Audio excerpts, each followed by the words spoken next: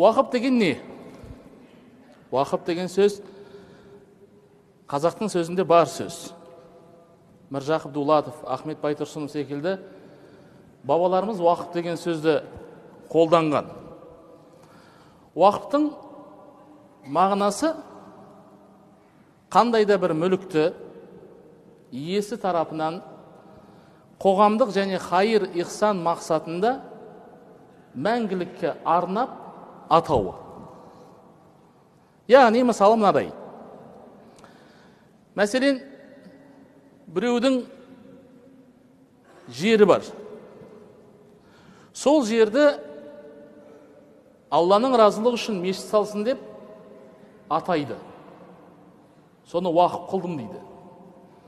Яғни сауабы маған тиіп тұрсын, сауабы маған жетіп тұрсын деген мақсатпен бір Алланың разылығы үшін сол жерді не қылады? Атап береді. Мұсылман тарихында бұның мысалы өте көп болған. Мәселен, кейбіреулер өзінің жиған дүниесін, өзінің жиған қаражатын мен дүниені өткеннен кейін сауабы жетіп тұрсын деп қаражатты бір кісіге арнайы тапсырып, кедей кепшікке, пақыр міскінге ас беріп тұрыңдар деп тастап кететін болған.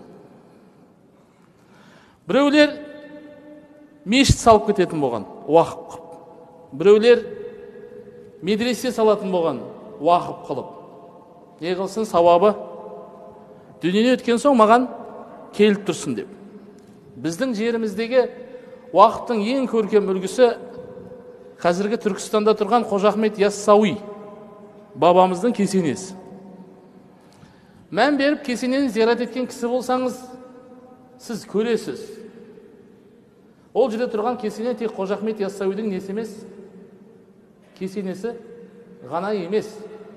Ол жердің ішінде несі бар? Намаз оқитын намазханасы бар.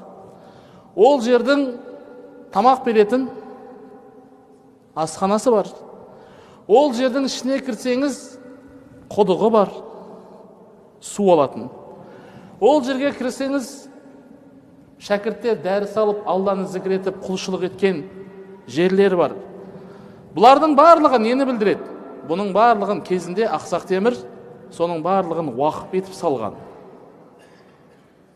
Одан басқа біздің бүкіл қазақтың ханы, биі, не бір батырлардың барлығы сол Қожа Ахмет Яссауидің маңайында жерленген.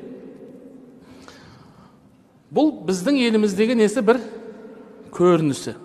Дедік, уақып өз қолыңыздағы еліңізге болған нәрсені, болған дүниені, мүлікті адамдарға пайдасы тиісін деп бір Алланың разылығы үшін атауды айтады. Аталған малды айтады, уақып мал деп.